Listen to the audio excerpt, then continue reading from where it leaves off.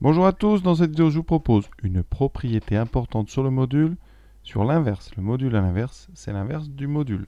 Autrement dit, si on prend un nombre z complexe non nul, le module de 1 sur z, c'est égal à 1 sur le module de z, c'est-à-dire l'inverse du module de z. La démonstration est sympathique, elle est assez, on va dire, faisable. Démonstration qui ne pose pas de réelles difficultés. On va commencer tout simplement par calculer le module de 1 sur z. Mais pour calculer le module de 1 sur z, eh bien, il faut calculer donc le module de 1 sur a plus ib. Ça veut dire qu'il faut mettre 1 sur z sous forme algébrique. On multiplie donc en haut et en bas par 1 moins ib, le conjugué du dénominateur initial. Cette méthode fait apparaître au dénominateur la somme de la partie réelle au carré, ici a2, plus b2. Et donc, la partie algébrique de 1 sur z, c'est partie réelle de z, c'est-à-dire a sur a2 plus b2, moins ib sur a2 plus b2. Le module de 1 sur z, eh bien, on n'a plus qu'à appliquer la formule. C'est donc la racine carrée de la partie réelle au carré, donc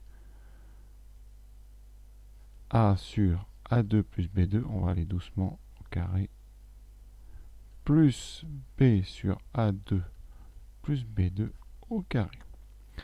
Alors, on va mettre, déjà, on va enlever les carrés. Ça donne A2. Alors, le dénominateur sera commun pour les deux, donc je vais tout de suite écrire A2 plus B2 sur donc, A2 plus B2, mais cette fois-ci au carré. Alors, est-ce qu'on peut simplifier? Parce que vous avez un numérateur, ici au dénominateur, vous avez un carré. Eh bien, effectivement, on peut très bien écrire donc ce qu'il y a sous la racine comme A carré plus B carré. Je vais mettre des parenthèses pour bien le montrer. Et dessous, vous aurez A2 plus B2 fois A2 plus B2. On va simplifier. Et quand on simplifie, il reste des 1 à la place. Il reste donc racine carrée de 1 sur A2 plus B.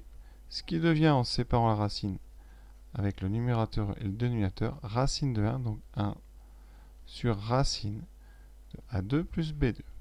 Ceci, il va falloir le comparer à quoi? Eh bien, à 1 sur module de z, pour bien montrer que c'est la même chose. Donc, je vais le faire tout de suite ici. Module de z, donc on va le faire. 1 sur module de z, ça donne 1 sur racine carrée de A2 plus B2. Et vous voyez, on retrouve tout de suite ce qu'on vient de faire.